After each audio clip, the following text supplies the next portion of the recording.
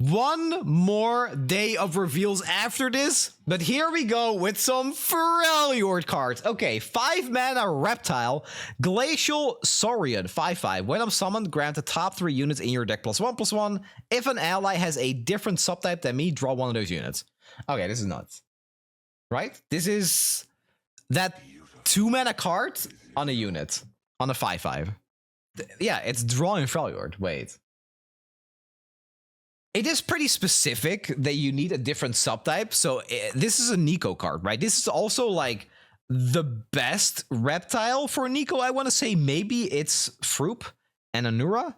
Maybe that's better, but you don't really want to attack with that. This thing is very happy actually attacking. And I feel like if you're playing a deck with a lot of subtypes, you also really want them to have a little bit bigger stats because Nico needs you to attack with them. And getting bigger stats with this card that's already a 5/5, yeah, it makes life a little bit easier. This is a great card for FRELJORD. FRELJORD is trash, dude. FRELJORD had like one good deck after rotation, Ash LeBlanc, and instantly it got nerfed to the ground, dude. When's the last time you played against Ash LeBlanc? Nobody plays that anymore. This is a lot more open-ended. I don't know how easy it is to fulfill this condition because we've seen this on like 3 different units now, right? We've seen like 3 different units have this if an ally has a different subtype. That sounds like Nico. However, some of these cards are just good enough to play outside of Nico too. Like this card is great. FRELJORD has a lot of subtypes. It is the Warden of the Tribe region. They have Weapon Masters that you might have on board with it. They have 2 Weapon Masters even that are both very good. They have Omenhawk as the bird. They have the new dog card. This card seems fantastic to me. A 5 and a 5/5 is a good stat line for FRELJORD. Granting the 3 units +1/+1 is just pretty good. And drawing one of those units is incredible. The fact that FRELJORD gets draw is a big deal. This is a good card. This is a great card. I honestly wouldn't be super surprised if Jax Orn or something. I don't think they will, but they would at least look at this card as potential draw. Good card. Stats in FRELJORD go a long way. Draw in FRELJORD goes an even longer way. Good card. Good freaking card. 7 mana bird from FRELJORD. Snnuy Razorclaw. 7/7 overwhelm. Plunder. Grow an ally stats to mine. Oh, that's a cool effect. Why is it plunder though?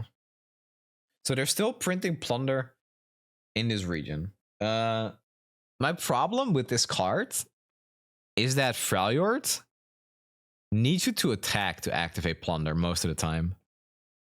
It is hand and deck buff, yeah.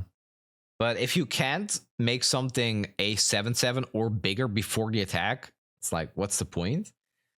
I don't like the idea of just using Ice Shard so I can activate this. I have better things to do with my Ice Shard. Teemo? Yeah, Teemo is pretty good actually. If you're okay. The Teemo Sejuani deck. Maybe that makes a comeback because of this, right? Yeah. Teemo Sejuani. You make your Teemo 7/7 elusive. And it's active because they drew a shroom.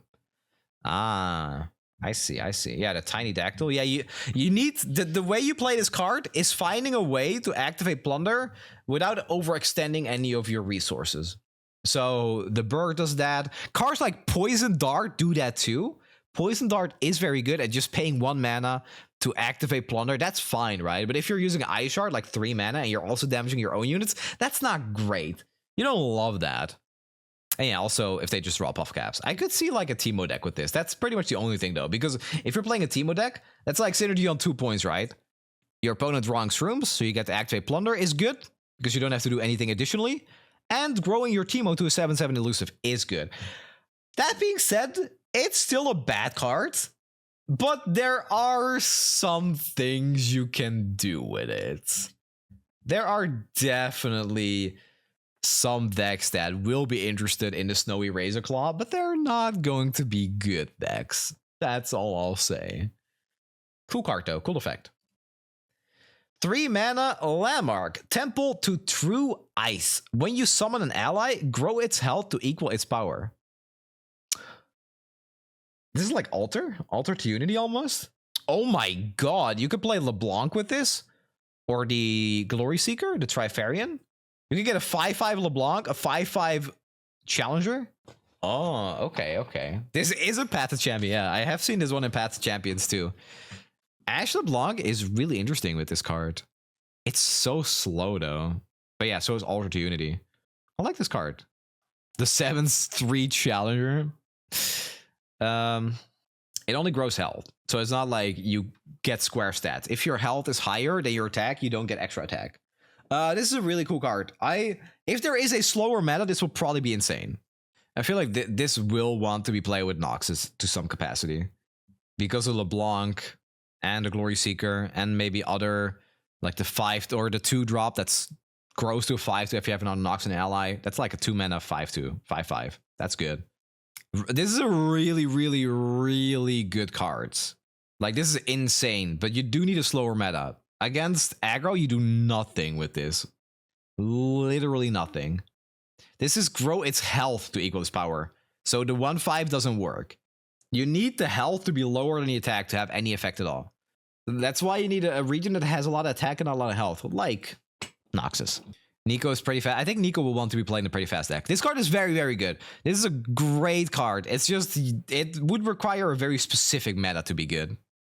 Okay. A 2-mana dragon from Buildspotter? Who is this goofy looking man sitting in like a bathtub or something?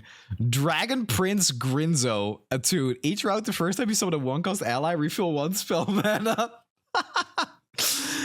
Only the first time every round, though.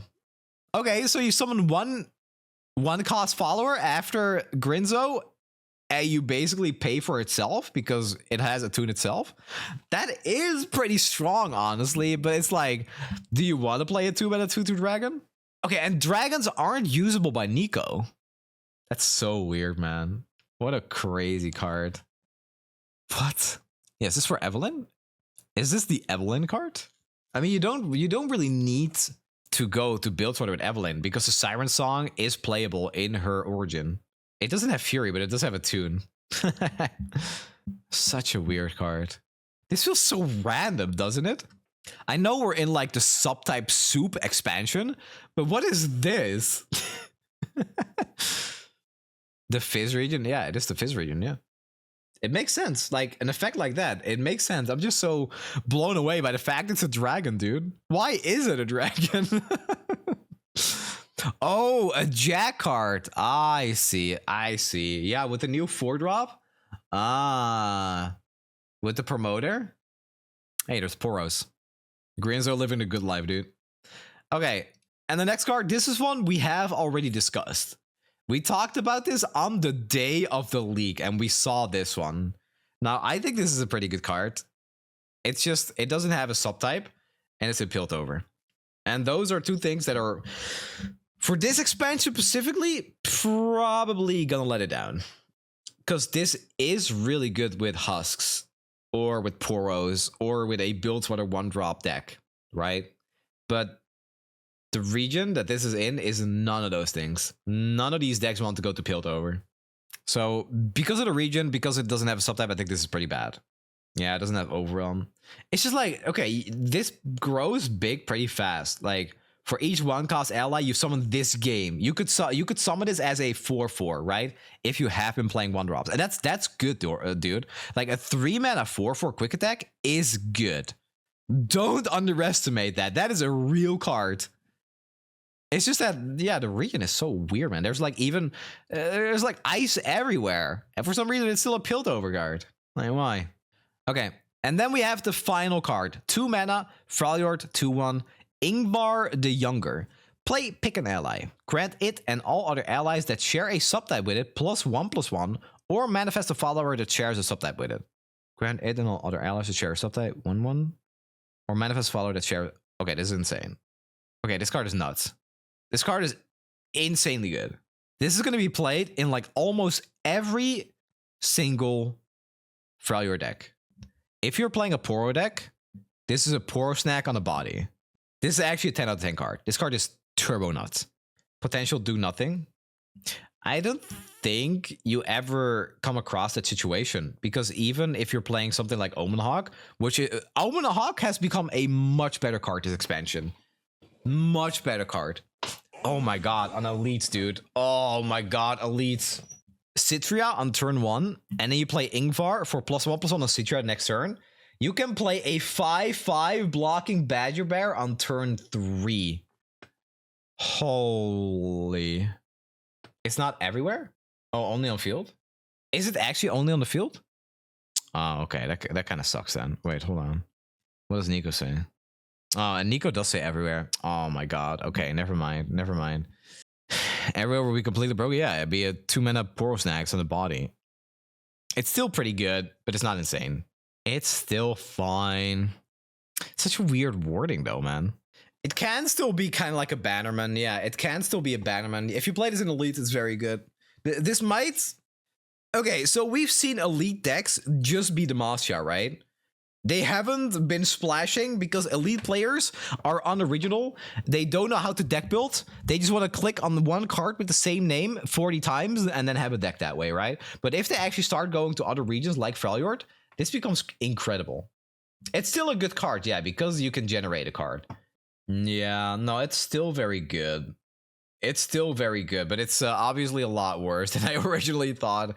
I was like, yeah, this is just a turn 2 play no matter what you do. Like you summon a Poro on one, or you summon an Omen Hawk on one, and then you just start winning the game because of Ingvar. Okay, but that's not quite what it is. Not quite, but close. Really close. It's still very strong. Yes, I agree. I was a bit let down that it wasn't everywhere. And I think FRELJORD deserves some better cards because the region has just been in the dumpster for over a year now.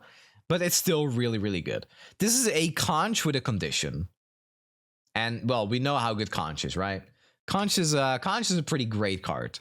It's a bit worse, but also more flexible. So, okay, let's rate these cards from 1 to 5. We got 6 cards today. Tomorrow is going to be the final reveal. Glacial Saurian is a 4.5-star card. This card is insane to me in FRELJORD. Drawing a card, if you have a subtype, which in FRELJORD is pretty good, is so good. And then you get like the +1/+1 on 3 more cards on top. 2 more cards, I guess. You draw one with +1/+1, and then the 2 next cards you're going to draw also have +1/+1. This is the card that Nico was looking for. I'm just going to say that right now. Nico was looking for a good reptile to attack with, because Anura and Froop are not that. The Beguiling Cobra comes down way too much. This is an actual reptile that you can play on curve. You will have the effect active in a Nico deck, and then as soon as you attack with this, well, Nico gets +1, and by turn 5, you're probably pretty close to leveling her. Nico attacks once, it becomes a 5-mana 6/6 that draws you more cards that will probably also have buffs on them. Renekton is a reptile that wants to attack. Yeah, I'm gonna go ahead and say that the 4-drop that wants to go in a Nico deck is probably going to be Nidalee. Just a guess. Just a guess. And then you have a good cat that wants to attack. None of the other cats, I don't know. None of the other cats really seem that worth main decking. Actually, no, that's true. The Deck Hunter. Deck Hunter is actually insane. You will play Deck Hunter. Snnuy Razorclaw. This is a 1.5-star card. I want this to be better, but it is a 7-drop that doesn't something immediately. If this card gets buffed somehow, you suddenly have like a really big Overwhelmer that can end the game. But this Plunder effect is really throwing... Actually, no, okay, it's not a 1.5-star card. This is like a 2.5-star card. I'm upping it by 1 point because a 7-mana 7/7 Overwhelm is solid. That is just really good, actually. Yeah, no, I shouldn't be kidding. A 7/7 with Overwhelm is just good. 2.5-star card. This will see play somewhere just because it is a big Overwhelm. But who is main decking this? Well, there are also a lot of ways to discover it now because it does have a subtype. But FRELJORD Overwhelm decks, yeah, they will probably actually find a place for this. If you have like your Ruthless Raider, you have your Pouty Poro, you have your Tusk Speaker, those cards, if you can activate the Plunder, and I don't think you can always do that, those cards are very happy just getting really big as well with Overwhelm. Like maybe there's that Bard Sejuani Overwhelm deck, right? That is just a good card. That is just a good deck. That will be playable. And then you can play the Snnuy Razorclaw on like an Esmus, on any of the other Overwhelm cards. The Plunder is just hard to activate, but sometimes you win the game off of it. 2.5-star cards. Not going to be like a tier 1 deck. It's not going to create a tier 1 deck, but it will just be a really, really strong effect. 2.5 star is coward who is fence sitting. I need to have better definitions of what a good and bad card is. But I think I have actively avoided giving things 3 stars because 3 stars is the coward's way out. 2.5 is like, I think this card will go into a very playable deck, but I don't think that deck is necessarily going to be tier 1 or even high tier 2. Like, for a card like this, I think it's impossible for this to be a bad card. I think it's almost impossible just because 7/7 overall. That's meaningful. 2.5 star card. It's slightly below average, but it definitely has a home in a couple of different decks. Okay, next card. After having said all of that about 3 stars, this is a 3-star card. Wouldn't you rather play the Wildclaw if you want a big overwhelm? Yeah, or the dog, the cub. Lurk. Lurk FRELJORD. I unironically do think that this is very close to 3 star because this could easily be a 4 to 5 star card in the right meta, but are we going to get a meta that allows us to play a 3-mana landmark and then slowly play our units to actually get the benefit from this? And are those decks that we're playing against going to have any degeneracy like recalls or stuns? There's a lot of questions here about this card, and I don't have the answer for them right now. But just looking at it baseline, it is very good. Very, very, very interesting design. Kind of weird getting a card like this now when we just got Altar to Unity. I'm still disappointed about Altar to Unity, by the way. The fact it got released right as we're going to Eternal, and then Eternal just can't use that card because they have Grand Plaza there. And they have Poppy decks. Like, who needs Altar to Unity if you can just play Poppy, right? Okay. Dragon Prince Grinzo. God, I love this card for so many reasons. The artwork, the fact it's a dragon in Bilgewater, attune, infinite mana, and it's a 2-mana 2/2. That's not the worst. That's not the worst. It's probably a bit better than it looks. I think it's actually... Man, I want to give it like 4 stars, but then I try to think of decks that might actually run this, and I can't think of any. I can't think of a single deck that would want to run this. But the effect is powerful. Nami would like him, Jack with the promoter would like him, but do those decks have enough 1-cost allies? They have the Pocket Picker. Fizz, maybe? Maybe you're playing... Oh, dude... The Vestayan Disciple. That's insane with this card. Vestayan Disciple basically becomes 1-mana spell instead of 2-mana spell. It might actually just be Vestayan Disciple. that's cringe because that's Ionia. Jack set. Maybe there's a Jack set deck that cares about the Grinzo. Yeah, Eve Bilgewater. If you're playing Eve Bilgewater and you're doing, I don't know, you're doing something interesting in Bilgewater that Eve cares about, I don't see it right now, then you still have to ask the question, what spells does that deck even play that you care about refilling your spell mana? You're not like slinging spells left and right. Do you care about this enough? I don't know. Double Trouble is 1-mana summon too. Yeah, that still sounds terrible unless you're doing something really specific. Why do I want to play Double Trouble? What deck am I playing to run Double Trouble? And why does my Double Trouble deck want this dragon? Is that... I mean, yeah, Siren Song. Sure, if you're playing Siren Song, then it technically only costs 3 mana because you get the Husk. Yeah. Nami is terrible. I don't want to play Nami because of this dragon. This is not good enough to make me consider a Nami deck at all. Mischievous Mirai is interesting because I believe that the kegs are... No, kegs are 0 mana. Never mind. Just play Reaver's Row. Yeah, but why does Reaver's Row need the mana? Why do you want to refill your mana with Reaver's Row? That's a problem, chat. There's 2 different things at play here for me to consider a 2-mana 2/2. First of all, am I using spell mana consistently? Second of all, does my deck run enough 1-drops to actually justify running this kind of card? Fizz is the answer. Yeah, Fizz does need that spell mana. 2-mana 2/2. Okay, cool. But we have Grumble Slug, and that's a 2-mana 2/3. That's just better. I don't need this effect for that. There is a chance that there is like a Fizz deck that wants to play this card, and then you run the Brash Knuckles. Not the Brash Knuckles. Yeah, the Bar Knuckles. I mean those.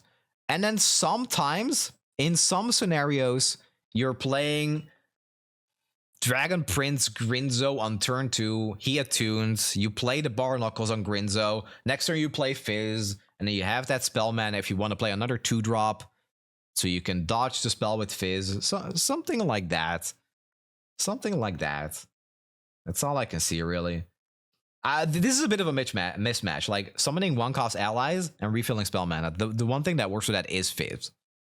Maybe, yeah, Double Trouble. But I just don't see a deck that cares about refilling spell mana constantly. Pirates is going to run a 2-mana 2/2. That's another thing. Poros Wood, yeah, but then it's Bilgewater. That's another thing we have to think about, right? Why are we in Bilgewater? Bilgewater Shurima, Azir 1-drop spam. You have a lot of spell from the new 1-cost Husk buff to any other. Yeah, maybe you're right. I could see that. If Azir Zolani, no, it's not Azir Zolani. It's the Azir Fizz deck that we played recently. Azir Fizz felt like it was actually a pretty good deck to me. And that deck loves this card. This will absolutely be played in that. It's a really good card. Don't get me wrong. I'm trying to think of a deck that uses all these pieces and that doesn't mind playing a 2/2 that sits back. That is the puzzle I'm trying to solve here. Azir Fizz was a deck we played last week, maybe a little bit longer ago, and that performed much better than expected. And this card is fantastic there. Chemtech Catermobile. So I want to give this card, for what it is, like a 4 out of 5 or something. That is my first thought when I see this effect, because this is actually a reason to play a lot of 1-drops. If you're playing a lot of 1-drops and then you just get a 3-mana 4/4 on turn 3, sick. Insane. Really good card. However, it's in Piltover, and it doesn't have a subtype. For that reason, this is a 1 out of 5 card. I don't think this will see play anywhere, because even if you are playing a 1-drop deck, you want to buff all those 1-drops and make them do something by playing cards that synergize with 1-drops, like the Siren Song, like Von Yip, like the Jacked Taskmaster. All of those cards buff your 1-drops. And then you have like a 3-mana card with almost no text.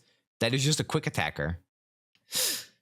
Later in the game, with this card, this could be like a 10-4, and then your opponent suddenly starts sweating because they have to start blocking it, and they're scared of like an Overwhelm or elusive keyword on it. But it just doesn't happen very often. The region and no subtype is really letting us down right now. Okay, and this one, a little bit worse than I thought. I want to rate this a 5 out of 5, like, immediately. But it's still really good. It's not quite as good. So instead of a 5 out of 5, I'll give it a 4 out of 5. This will see play in a ton of decks. And manifesting cards in FRELJORD, much like the Reptile, is extremely good. Having cards in your hand in FRELJORD is just something completely foreign to that region. It doesn't happen, really. The first card that started doing that was Udyr with stances, and those cards were so specific, so expensive, and so hard to use on like most of their general units that it didn't really count as generating actual cards because they were so niche. This is not niche. This is just getting an extra card. 4 out of 5. It's not an everywhere buff, so you need to have a big board. Yeah, with Weapon Masters, yeah. Actually, Jax Orn would love this card. This is great in Jax Orn. Yeah, it's not everywhere. That's what I thought at first. If this was everywhere, it would be a 5 out of 5 card. Now it's just a 4 out of 5, where most of the time you will probably use it to manifest a follower, and if you have a big board, you will give it +1/+1. This is what Captain Indari should have been, by the way. Captain Indari should have had like a similar effect. The whole Forge and having a wide board. I would rather have that be a cheap card where you choose what you want to do. Do I want to Forge on my allies, or do I want to like manifest another Weapon Master somehow? Yeah, I think in Poro decks this is incredibly good. Manifesting a Poro is just stupidly good.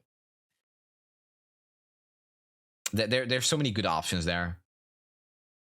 Yeah, the best option for this card is either Birds with Omenhawk, it's Poros, or it's Elites.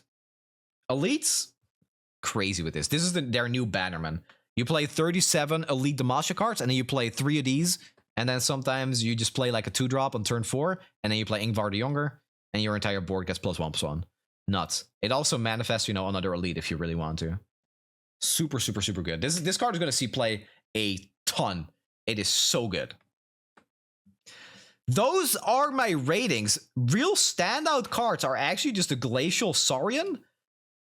Ingvar and Dragon Prince Grinzo a little bit. I think this dragon is going to see play in a couple of decks. I don't think it'll be like a superstar in those decks necessarily, but it will just be a good card. Lots of good cards for FRELJORD. God bless. We've been waiting for this day for so long. Manifesting cards in FRELJORD, man. It is actually just time for FRELJORD to shine with these cards. That one of their biggest weaknesses is now getting patched up with these two cards. Really, really, really good.